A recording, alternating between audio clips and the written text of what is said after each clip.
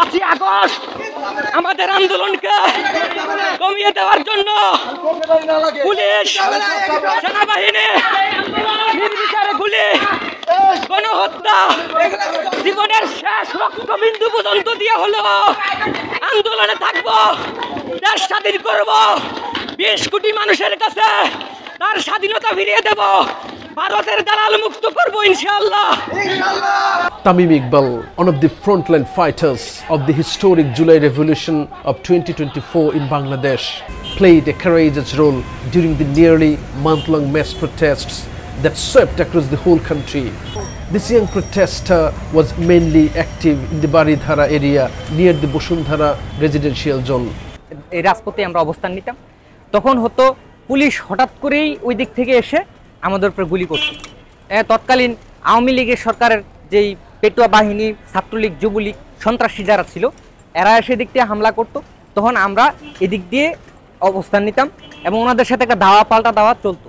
আবার অনেক সময় হতো আপনার র্যাবের হেলিকপ্টার আসতো এদিক দিয়ে, হঠাৎ করে এসে হেলিকপ্টার থেকে গুলি, টিয়ার গ্যাস। তারপর আপনার কারফিউর সময়গুলিতেও বিজিবি আপনার এদিক দিয়ে এসে আপনার অতর্কিতভাবে আমাদের উপরে গুলি করেছে।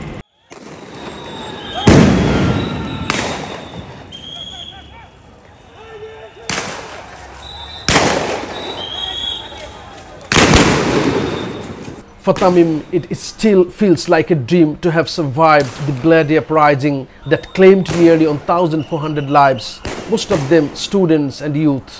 What inspired him to risk his life for change? আন্দোলনটা হয়েছিল কোটার উপর ভিত্তি করে, কিন্তু আমরা সেই আন্দোলনটাকে এক দফার আন্দোলনের রূপ দেই বা সরকার পতনের আন্দোলনের রূপ দেই। আপনি সেই সময়কার শিক্ষার্থীরা আপনার যেরকম করে 52, 69, আপনার 71, 90 এর যে চেতনা ছিল, যেই শক্তি ছিল, যেই জোয়ার ছিল, সেই জোয়ারই আসলে তাদের মধ্যে প্রতিমান হয়েছিল, ভেসে উঠেছিল। যার কারণে কিন্তু তারা আসলে জীবন মরণের তোয়াক্কা না করে সবকিছুকে উপেক্ষা করে আসলে রাজপথে ছিল মৃত্যুর চ্যালেঞ্জ নিয়ে। আমি যখন দেখলাম যে আমার সহপাঠীরা, আমার সহযোদ্ধারা আপনার রক্তাক্ত হচ্ছে, তাদের লাশ রাস্তায় পড়ে রয়েছে, তখন আমি আসলে আমার মন মানসিকতা, আমার চিন্তা চেতনা এমন হয়েছে যে আমি মরবো কি বাঁচবো জানি না, কিন্তু আমি রাজপথে থাকবো এবং রাজপথ ছেড়ে যাব না, এবং এই সরকারের পতন নিশ্চিত না করা পর্যন্ত আমি রাজপথে থাকবো।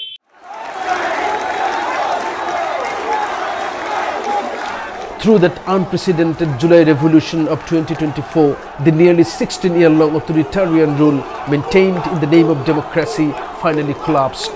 Protesters across the nation branded that regime as a fascist government.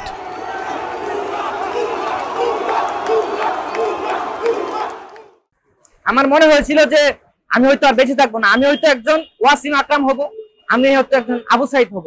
পুলিশের যে মুহুর্মুহু গুলি, আমার এক পর্যায়ে মনে হয়েছিল আজকে আমার জীবনের শেষ দিন। সেই দিনটিকে মাথায় রেখেই আমি ভিডিওটি করি, যে এটি রেকর্ড রাখার জন্য বা দেখানোর জন্য যে আমার মৃত্যুটা কিভাবে হয়েছিল, কি পরিস্থিতিতে হয়েছিল। আমার মনে হয়েছিল যে এই সরকার যেভাবে আন্দোলনরত শিক্ষার্থীদেরকে গণহত্যা চালাচ্ছে, এবং এই সরকার যতদিন থাকবে ততদিনই এদেশের মুক্তিকামী মানুষের উপরে এইভাবে গণহত্যা চালিয়ে যাবে।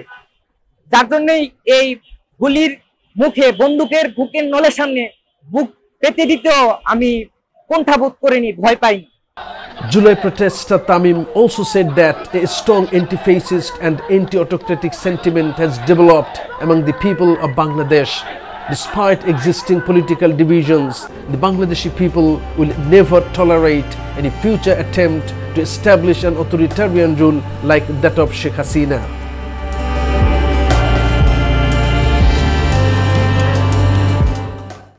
Almost every corner of this country was turned like a battlefield during the 2024 mass revolution. Millions of people, mostly students and youth, came to the streets like a storm to raise their voices against autocracy and fascism in the name of democracy. They were inspired by patriotism. They are now determined to halt any further motive to return autocracy and fascism in any format. And they are determined to run this country based on rule of law, justice and democracy. Mohammad Kamruzzaman, Delta Voice, Dhaka, Bangladesh.